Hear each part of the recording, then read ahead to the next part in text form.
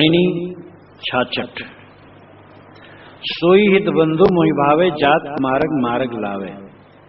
सो सयान मार्ग रह जाई, करे खोज कबहू न भुलाई। सो झूठा जो सुत को तजई, गुर की दया रामते भजई। किंचित है एक तेज भुलाना, धन सुख देख भया अभिमाना। दिया न खता न किया पयाना, मंदिर भया उजार। मर गए सो मर गए, बाँचे बाचन हार। सोई हित बंधु मोहि भावे, जात को मार्ग मार्ग लावे। साहब कहते वही हित है, वही बंधु है और वही मुझे अच्छा लगता है। हित का मतलब मित्र, हित करने वाला। वही मित्र है, वही भाई है, वही मुझे अच्छा लगता है। जात कुमार्ग मार्ग लावे, कुमार्ग में जाते हुए व्यक्तियों को जो सुमार्ग में लाता है। संसार में बड़े बड़े उपकार है।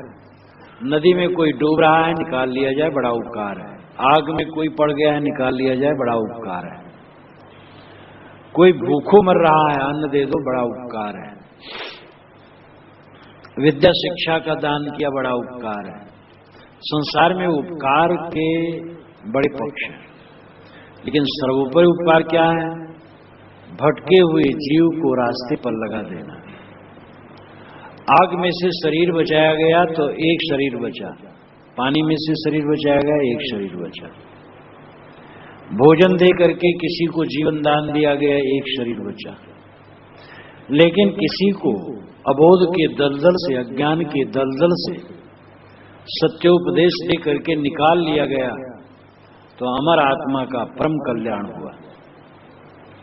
दुनिया में जितने परोपकार हैं, उन परोपकारों में सत्योपदेश द्वारा जीव का उद्धार करना सर्वोपरि परोपकार है।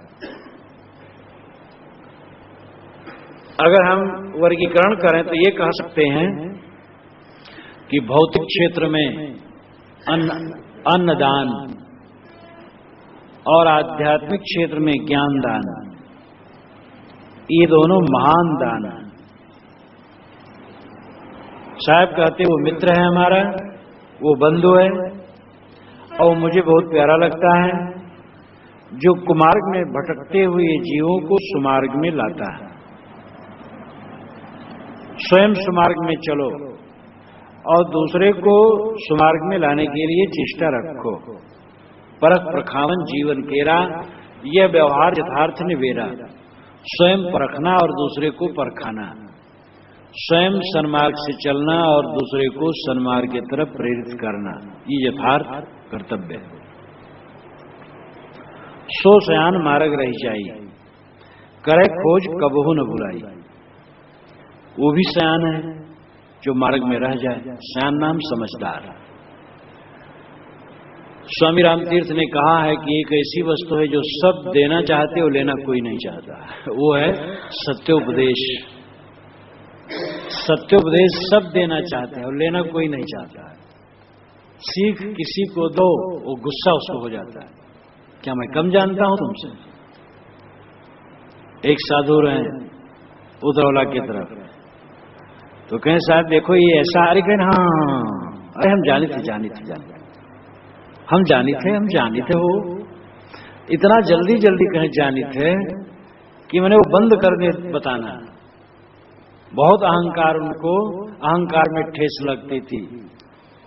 जैसे कहो कि साहब ऐसा नहीं है, ऐसा। अरे हाँ हम जाने थे। जानने का अहंकार सबको बहुत है। जानने का अहंकार क्या करेगा? करने में न आए तो जान करके क्या होगा?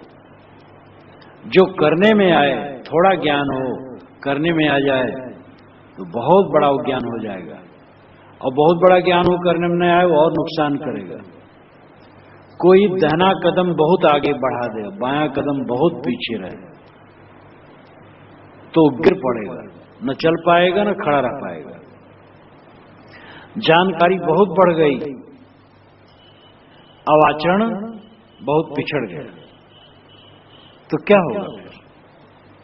सो सयान मार्ग रह जाए। वो भी सयान है, समझदार है, जो सीख माने और सीख मान करके मार्ग में रहे, कल्याण में रहे। जिसे कल्याण प्रिय है वो सीख को अमृत मानता है, अपने से छोटों की बात भी वो मानता है। यही नहीं, गुरु कहें, बड़े कहें तो छोटे बच्चे कहें तो भी उसको गुरुवत वचन मानता है। जिसे कल्याण प्रिय है, कोई नदी में डूब रहा हो और उसे कोई रस्सी फेंक दे निकलने के लिए, तो भला वो रस्सी को नहीं पकड़ेगा? कौन ऐसा सत्पात्र जिज्ञास होगा कि सीख न माने? जो सीख नहीं मानते हैं, निश्चित समझ लो कि वह यथार्थ कल्याणार्थी नहीं है। जहां गाहक तहां नहीं, हाँ तहां गाहक नहीं। बिन विवेक भटकत फिरे पकड़ शब्द की छाएं। जिसमें ग्रहण बुद्धि होगी उसमें अहंकार नहीं होगा, और जिसमें अहंकार होगा उसमें ग्रहण बुद्धि नहीं होगी।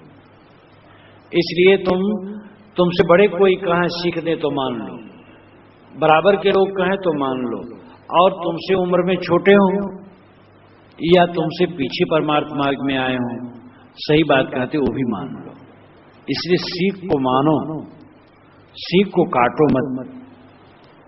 और इतना ही नहीं, करे खोज कबहू न भुलाई। वो केवल सीख मान करके नहीं रुक जाता है, खोज करता है, स्वयं भी खोज करता है। सत्य क्या है, असत्य क्या है। सीख तो जितनी मिल गई अच्छा है। अब सभी गुरुजन संतजन माता पिता या बड़े बूढ़े हमारी हर बात तो नहीं जानते हैं गलती, ये सीख दे वो सीख दे। समझदार आदमी स्वयं भी खोजी हो जाता है। जिसे कल्याण प्रिय है तो स्वयं खोज करने लगता है। करे खोज, ये महत्वपूर्ण वचन है। खोज करना, अनुसंधान करना, स्वयं परखना हमारे में क्या त्रुटि है और कहां कहां सार मिलता है। दत्तात्रेय जी ने 24 गुरु किया था। ये 24 गुरु मतलब क्या है? कोई 24 जगह मंत्र थोड़े लिया था। पृथ्वी वायु आकाश मापो अग्निश चंद्रमा रवि कपोतो अजगर सिंधु पतंगो मधुकृत गज मधुवा हिरणो मीना पिंगला कुर्रो अर्भका कुमारी सरकृत सर्प उर्णनाभि उपेशकृत। ये भागवत के 11वें स्कंध के 7वें अध्याय के 33-34 मंत्र में इसका वर्णन है। पृथ्वी वायु आकाश जल अग्नि चंद्रमा सूर्य कबूतर अजगर समुद्र पतंग भौरा अथवा मधुमक्खी हाथी शहद निकालने वाला हिरन मछली पिंगला वेश्या क्रूर पक्षी बालक कुंवारी कन्या बाण बनाने वाला सर्प मकड़ी और भृंगी कीट, इन 24 से उन्होंने निर्देश लिया था। पृथ्वी से धैर्य और क्षमा का निर्देश लिया था। काटो खोदो कितना, लेकिन पृथ्वी शांत। वायु से स्वच्छंदता का उपदेश लिया था। वायु स्वच्छंद बहता रहता है, कहीं मोह नहीं, स्पर्श करता चला जाता है, एकदम चला जाएगा, रुकेगा नहीं। आकाश से निर्लिप्तता का, आकाश निर्लिप्त है, कहीं कुछ भी हो, गंदगी हो, फूल हो, सुगंधी हो, सबसे निर्लिप्त। जल से कोमलता स्निग्धता और शीतलता का, पानी कोमल है, शीतल है, स्निग्ध चिकना है, ये लिया कि भाई स्निग्ध रहो, कोमल रहो। अग्नि से प्रकाश और शुद्धता की प्रेरणा ली। अग्नि प्रकाशवान है और शुद्ध है, उसमें अशुद्ध भी कुछ छोड़ दो, जल करके राख, सब शुद्ध है। चंद्रमा से सौम्यता का उपदेश लिया। चंद्रमा प्रकाश देता है लेकिन सौम्य, कटु नहीं। सूरज से आत्मज्ञान की अखंडता की शिक्षा ली। सूरज निरंतर प्रकाशवान जगमगाता है, इसी प्रकार हमें अखंड ज्ञान में निरंतर रहना चाहिए। दत्तात्रेय जी ने देखा एक कपोत और कपोती आसक्ति बस अपने बच्चों में, गृहस्थी में बहुत दुख पाए। उससे उन्होंने शिक्षा ली कि मोह बहुत दुख है, इसलिए बाल बच्चों मोह करना, फांसी लगाना है अपने गले में। अजगर से उन्होंने निश्चिंतता की शिक्षा ली। अजगर पड़ा है निश्चिंत। कलकत्ता के जू में गया तो देखा एक अजगर करीब 12 फीट का रहा हो, खूब मोटा, पड़ा है। 10 मिनट तक उधर घूमते रहे, वो टस से मस रहे। कई अजगर एक अजगर एक बारजा पर 2 फीट ऊपर लेटा, और लेटा मानो लकड़ी पड़ा बस। तो अजगर से निश्चिंतता की प्रेरणा ली, समुद्र से गंभीरता की प्रेरणा ली। समुद्र इतना गंभीर है कि जाए पानी चारों तरफ से हजारों नदियों का, कोई फर्क नहीं पड़ता, उतराता नहीं, जाता रहे, सब समाता जाता है। ऊपर उसकी तरंगे हैं, भीतर महागंभीर है। विवेकवान के जीवन में ऊपर तरंगे दिखती हैं, खाना पीना सोना जागना काम धंधा करना, अंदर एकदम महाप्रशांत है। पतंगे से मोह जनित दयनीयता की उन्होंने शिक्षा ली। पतंगे मोह में पड़ करके अपने को फूंक देते हैं ज्योति ज्वाला में। उन्होंने प्रेरणा ली कि मोह नहीं करना चाहिए। भौरा और मधुमक्खी से सारग्राहिता और अधिक संग्रह से विध्वंसता की प्रेरणा ली। मधु से उन्होंने मधुमक्खियों से शिक्षा ली कि सारग्राही बनो, और देखो कितना मधु कितना मीठा होता है, कितना पुष्टकर, और घास फूसों के पत्तों से ला ला करके वो भरता है। उसके सूंड होती और सूंड से खींच लेता है और छत्ते में भरता है, वो इतना बढ़िया मधु बन जाता है। साथ साथ जो संग्रह है अधिक, उसका परिणाम विध्वंस, वो मारा जाता है। अधिक संग्रह बेवकूफी। घास से ढके हुए गड्ढे पर रखी हुई कागज की हथनी की स्पर्श से गड्ढे में गिरे हुए हाथी से काम जनित मूढ़ता को देख करके उन्होंने प्रेरणा ली।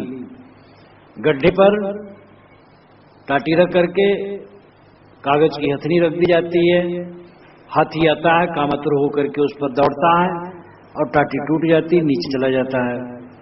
कई दिन उसको भूखे प्यासे रख करके कमजोर करके बांध लिया जाता है। उन्होंने प्रेरणा ली कि काम जनित पीड़ा में पड़ना बहुत गलत है, कामांध न होना चाहिए। मधु काटने वाले से संचय की निरर्थकता ली। मधु काटते हैं, मधुमक्खियां तो बटोरी, मधु कड़वा काढ़ ले गया सब। इस संचय की निरर्थकता खूब बटोरे सेठ जी।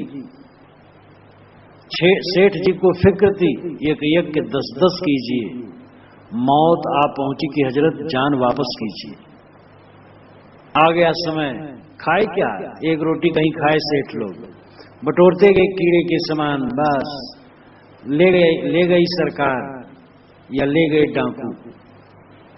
तो निरर्थकता, संग्रह की निरर्थकता की प्रेरणा ली। हिरन से उन्होंने संगीत स्वर के विमोहन में बंधे, विषय गीत के रागरंग में बंधे हिरन से प्रेरणा ली कि देखो विषयों के रागरंग में पढ़ करके कैसा जीव बंध जाता है। चारे के लोभ से मछली बंसी में फंस जाती है। ये उन्होंने प्रेरणा ली कि कहीं हमें लोभ में फंसना नहीं चाहिए। पर पुरुषों की आशा करने वाली पिंगला वेश्या से आशा की पीड़ा रूपता से शिक्षा ली। मिथिला नगरी में एक वेश्या थी पिंगला, जो श्रृंगार करके 10 बजे बैठी अपने दरवाजे के बरामदे में। कोई पुरुष आता है निकल जाता है आगे। 11 बज गए, 12 बज गए, 1 बज गया, सुनसान हो गया, तो कहीं 15 मिनट में कोई पुरुष निकले। वो सोचे अभी आएगा मेरे पास, वो भी आगे निकल जाए। 2 बज गए, एकदम सुना हो गया। उसको बड़ी गिलानी हुई और घर में जाकर के उसने खूब पश्चाताप किया और उसने सोचा कि क्या रखा है पुरुषों ने, अपने आत्मा में रमना चाहिए। वो विरक्त हो गई। आशा ही परमम दुखम नैराश्यम परमम सुखम, यथा संचिद्ध कांतासाम सुखम स्वापि पिंगला। आशा ही परम दुख है, निराश हो जाना परम सुख है। पिंगला जब पुरुष की आशा छोड़ दी तो सुख से सोई। यह प्रेरणा पिंगला वेश्या से उन्होंने ली। उन्होंने कुरूर पक्षी से प्रेरणा ली। वो पक्षी मांस को लेकर के उड़ रहा था, पीछे बाज लगा हुआ था और परेशान था पक्षी, और बाज बिल्कुल उसको भी मार डालता। जब समझा कि कुशल नहीं है तो मांस का टुकड़ा छोड़ दिया, तो बाज पक्षी उसका पीछा करना छोड़ दिया। यह प्रेरणा दी कि लोभ में मत पड़ो, लोभ के कारण ही झगड़ा होता है, और उन्होंने उसका परित्याग कर दिया। दत्तात्रेय जी ने बालकों से सरलता की शिक्षा ली। बालक आपस में झगड़ा भी कर लेते हैं, 10 मिनट के बाद फिर आकर के आपस में बैठ करके खेलते हैं। एक लड़की के यहां उस लड़की को देखने आए शादी के लिए, तो धान कूटने लगी, चावल नहीं था, तो हाथ से मुसल से कूटने लगी, तो चूड़ी रहे तो खनके, तो निकालने लगी कि ये घर बाहर वाले क्या सोचेंगे, इनके पास इतना भी चावल नहीं। तो जब तक 2 चूड़ियां रही तब तक खनकती रही, तो एक ही चूड़ी जब पहनी तो खनका नहीं। तो ये उन्होंने शिक्षा ली कि 2 तक में झगड़ा हो सकता है, इसलिए अपने आप को असंग रखो, किसी से झगड़ा में न पड़ो, किसी से संघर्ष में न पड़ो।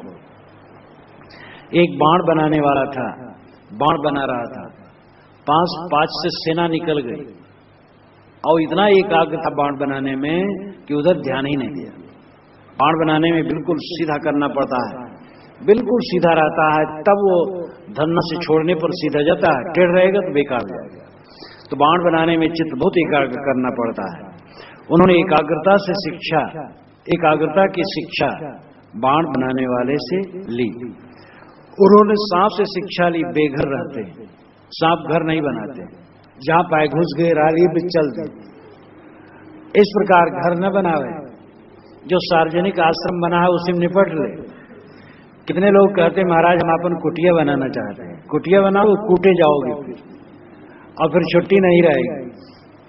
इसलिए जो सार्वजनिक संस्थान बने हो उसी में रह लिया करो, अहंकार न गांठो। मकड़ी से श्रम की शिक्षा ली। मकड़ी जाल बना लेती है, कितना श्रम करती है, आगे पीछे दौड़ती रहती है, बनाते बनाते श्रम से शिक्षा ली। भृंग कीट से लक्ष्य की उपलब्धि की शिक्षा ली। भृंग कीट आवाज सुना सुना करके कीड़े को अपना रूप बना लेता है, कहावत है, बना नहीं लेता। ये कहावतें तो बात समझाने के लिए हैं। तो अपने लक्ष्य आवाज करते करते अपना रूप बना लेना मतलब है कि संसार से विमुख होकर के आत्मज्ञान में इतना अनुरक्त हो जाओ कि आत्मज्ञान के स्वरूप बन जाओ। ये शिक्षाएं, ये खोज का उदाहरण है। करे खोज कतहू न भुलाई, कबहू न भुलाई। वो कभी भटकता नहीं है। जो खोजी है सत्य का अनुसंधाता, वो कभी भटकता नहीं है। सो झूठा जो सुत को तजई, वह झूठा है जो सुत को छोड़ दे। पुत्र को जो छोड़ दे वो झूठा है। पुत्र बच्चों को कभी न छोड़े। कैसा उल्टा हो गया। एक साहब कहते पुत्र धन देख करके भूल रहे हो, एक तरफ कहा जो पुत्र को छोड़ दे वो झूठा है। तो जगह जगह अर्थ, जैसे आत्मा का अर्थ मन है, शरीर है, इंद्रिय है, जीव है गीता में, उसी प्रकार यहां सुत का अर्थ ज्ञान है। ज्ञान पैदा होता है इसलिए ज्ञान सुत। सुत के बीजक में कई अर्थ है जगह जगह। जैसे घर का सुत जो हो अयाना, ये 26वीं रमैनी में है। यहां घर का सुत शरीर का बच्चा मन है। तय सुतमान हमारी सेवा, ये रमैनी 58 में है। यहां सुत पुत्र के लिए है। तो स्थान भेद से अर्थ बदल जाता है। यहां सुत का अर्थ है ज्ञान। सो झूठा जो सुत को तजई, वो झूठा है जो ज्ञान को छोड़ता है। विवेकवान बनो। तुम्हारे अंदर में जो ज्ञान का प्रकाश है उसके साक्षात्कार में काम करो। अंधविश्वासी मत बनो। गुरु की दया रामते भजई। जो ज्ञान का आचरण करता है तो गुरु की कृपा से जब उसे ज्ञान मिल जाता है, रामते भजई ते नाम, वह जीव राम का भजन करते हैं। ज्ञानवान राम का भजन करता है, अज्ञानी काम का भजन करता है। गोस्वामी जी ने कहा जहां राम तहाँ काम नहीं, जहां काम नहीं राम। तुलसी दोनों होत नहीं, रवि रजनी एक ठाम। काम रहेगा तो वहां राम की स्थिति कैसे रहे। और राम में राम का पूर्ण प्रकाश जिसके हृदय में है, काम की गुंजाइश नहीं। तो जो ज्ञान का आचरण करता है वो गुरु की कृपा से राम का भजन करता है। यानी आत्माराममय हो जाता है। किंचित है एक तेज भुलाना, धन सुख देख भयाभिमान। किंचित है तेज भुलाना, साहब कहते किंचित थोड़ा सा धन दौलत पाकर के तुम भुला गए हो, उसके तेज में चमक धमक, अनुकूल बच्चे, अनुकूल मित्र, अनुकूल शिष्य, अनुकूल प्रेमी निमी, धन दौलत, सुख सुविधा, स्वास्थ्य, ये सब क्या है? थोड़ी सी चमक है, बिजली चमकी और बुझ गई, ये कितने दिन रहने वाली है? लेकिन इसी में जीव भूल जाता है, जो काम करने आता है वो रह जाता है। धन सुख देख भयाभिमाना, धन और पुत्र को देख करके अभिमान हो जाता है कि मेरे समान कौन। 4 दिन के बाद सारा अभिमान बिल्कुल बेकार लगता है। बड़े बड़े अहंकारी जो गरजते थे और सबको पीस करके पी जाना चाहते थे, वह स्वयं मिट्टी में सड़ गए। एक दुबे जी रहे, दुबे द्विवेदी, कहें मेरी लाठी पेड़ रोक सकती है, मनुष्य नहीं रोक सकता है। पेड़ रोक सकता है, मनुष्य नहीं रोक सकता है। और उनके लड़का कहें कि जमीन में जहां पैर मार दूं पानी की पिचकारी निकलेगी। और दोनों स्वस्थ रहे। जो पिता रहे 50 वर्ष के हैं, लेकिन इतने स्वस्थ रहे 40 के लगे। लड़का 22 वर्ष का रहे, खूब मस्त शरीर, दोनों गौरांग। ऐसा दुर्भाग्य कि एक ही वर्ष में दोनों मर गए। उन्होंने नया घर बनाया था, पता नहीं उनके बच्चे बच्चे कहां क्या हो गए। वहीं रहते रहते मैंने देखा कि घर भेंट हो गया। और अब पता नहीं वहां खेत जोता जा रहा है कि कोई मकान बनाया है, कुछ पता नहीं। बहुत दिन की बात है, 45 वर्ष हो गए होंगे ये घटना हुई। तो आदमी गरजता है कि हमारे समान कौन। लेकिन जिन चीजों को लेकर के तुम गरज रहे हो, क्षणिक, जवानी क्षणिक, धन क्षणिक है, सुख संयोग क्षणिक है, अनुकूल लोगों की संगत क्षणिक है, ये स्थिर रहने वाली नहीं। दिया न खता न किया पयाना, मंदिर भया उजार। मर गए सो मर गए, बाँचे बाँचन हार। साहब कहते मूढ़ है इतना आदमी ये, दिया न खता न किया, न देता है न खाता है और पयान कर जाता है। एक पलटू बनिया रहे और खूब धनी रहे और पति पत्नी 2 ही रहे, वो बूढ़े रहे, दिन भर खांसे, दुकान पर बैठे रहे और उसी एक डिब्बा रखे उसी में थूकते रहे और सौदा बेचते रहे दिन भर। और साल में एक बार सत्यनारायण व्रत कथा सुने तो पंडित को 8 आना पैसा दे और नवग्रह पर एक पैसा चाहे और 1 पैसा आरती डाले, तो 10 पैसा और 8 आना 12.5 आना कुल खर्च करे। और पंडित को 1 पाव आटा दें, 2 डली नमक और 3-4 आलू वहां बना करके खिलवावे, नहीं कि खाएंगे ज्यादा खा जाएंगे। ये सच्ची घटना सब कहता, अतिशयोक्ति नहीं है। धन खूब था, कोई बच्चे अच्छे नहीं थे, अकेले थे, पत्नी थी उनकी, दोनों बूढ़े, सांक आवे, दमा आवे, थूके, मीठे बहुत। जब पहुंचो देवता बैठो, देवता सौदा लेना है, देवता बैठो, देवता का इतने मीठे। पता नहीं कैसी कैसी समझ होती इंसान की। आखिर मर गए होंगे, सब बह गया होगा, आगे क्या हुआ तो जानता नहीं हूं। लेकिन ऐसे थे, दिया न खता न किया पयाना, न देता है न खाता है, बस पयान। मंदिर भया उजाड़, मकान उजड़ गया, मंदिर बाहर का भी मंदिर गया तो उजड़ गया, और ये शरीर रूपी मंदिर भी उजड़ जाता है। मर गए सो मर गए, अब जो मर गए वो मर गए। जो बाँचे बाचन हार, कुछ दिन के लिए बचे हैं वे अपना खाते हैं, फिर वो खूब उड़ाते हैं। अथवा मर गए सो मर गए, जो धन बटोर करके मर गए वही मर गए, और जो धन का उपयोग किए वे बचे। उन्हीं का जीना जीना है। जिनको लोग याद करें खुशी से, वो जी रहे हैं मरने पर भी। और जिनके जीते जीते सब नाक बहुत सिकोड़ते, नाम न लो हटाओ, ऐसे मक्खी चूस को, तो वो मरा मराया। दान जीवन में बहुत जरूरी है।